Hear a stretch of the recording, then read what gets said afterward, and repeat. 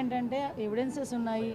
ఎవరైతే కంప్లైంట్ పెట్టారో ఆ కంప్లైంట్దారుడు తాలూకా ఎవిడెన్స్ ఉంది. అవన్నీ ఉన్న తర్వాతనే ఈరోజు పోలీస్ డిపార్ట్మెంట్ వాళ్ళు కూడా అరెస్ట్ చేయడం జరిగింది, కోర్టుకు ప్రొడ్యూస్ చేయడం జరిగింది, కోర్టు వాళ్ళు కూడా రిమాండ్ విధించడం జరిగింది. ఈరోజు అతను ఏ వాదైతే వాదించుకున్నారనుకుంటున్నారో ఆయన వాదించుకుంటున్నారు. అదంతా అనవసరం. ఈరోజు మాట్లాడితే బయటకు వచ్చి ఒక ఎస్సీ దళితుడుని ఇలా భయపెట్టారు, అలా భయపెట్టారని మాట్లాడుతున్నారు. ఈరోజు భయపెట్టింది వాళ్ళు, బెదిరించింది వాళ్ళు, అతనికి ఆశ చూపిస్తున్నది వాళ్ళు, ఎట్టి పరిస్థితుల్లోని బయటకు వచ్చి ఇలా చెప్పకపోతే చంపేస్తామని చెప్తుంది వాళ్ళు.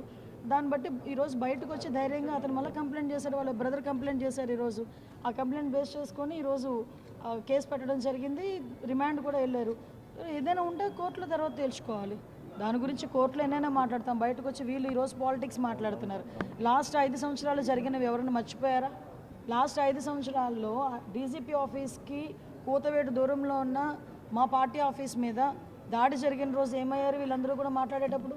ఆ రోజు సీఎం అతగాడిని తిడితే వాళ్ళ కార్యకర్తలకి బీపీ పెరిగి ధ్వంసం చేశారని చెప్పి మాట్లాడిన సీఎం, ఆ రోజు సీఎం ఈరోజు మాట్లాడుతున్నాడు.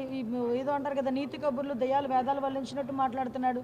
ఈరోజు ఆ రోజు బీపీ పెరిగితేనే మా కార్యాలయాలు వచ్చి బదలగొట్టారని మాట్లాడుతున్నారు. మేము ఈరోజు అటువంటి ఆ కేసులన్నింటినీ కేసులన్నీ ఉన్నాయి, నడుస్తున్నాయి. ఆ రోజు కేసులు పెట్టారు, నడుస్తున్నాయి. వాటన్నిటి మీద ఈరోజు న్యాయ విచారణ జరుగుతుంది. కుట్రలో భాగంగానే ఇరికించారు. ఏంటి కుట్ర? తీసుకొచ్చి పోలీసులే కావాలని ప్రభుత్వం దీన్ని అనుకున్నారు. పోలీసులకి ఏంటి అవసరం? ఈరోజు సత్యవర్ధన్ వాళ్ళ బ్రదర్ వచ్చి కంప్లైంట్ పెట్టాడు, నాకు న్యాయం జరగాలి, మా అన్నని ఇలా బెదిరించారు, కిడ్నాప్ చేశారని చెప్పి.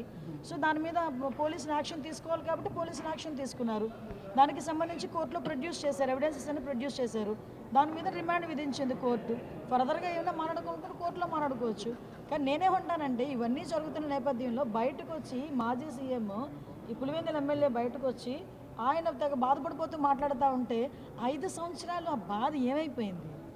లాస్ట్ 5 సంవత్సరాలు అన్ని పార్టీ కార్యాలయాల మీద దాడులు చేశారు, మా మీద దాడులు చేశారు, మా మీద అబద్ధపు కేసులు పెట్టారు. మేము నిజంగా రివెంజే తీర్చుకోవాలి అనుకుంటే 7 నెలలు ఎందుకు ఆగుతాం? ఈరోజు వరకు ఎన్నెన్నో మాట్లాడిన వాళ్ళు అందరూ కూడా రోడ్ల మీదకి వచ్చి బాగానే మాట్లాడుతున్నారు కదా. మేము వాళ్ళ మీద ఏం కక్ష సాధింపు ఏం చేయలేదే.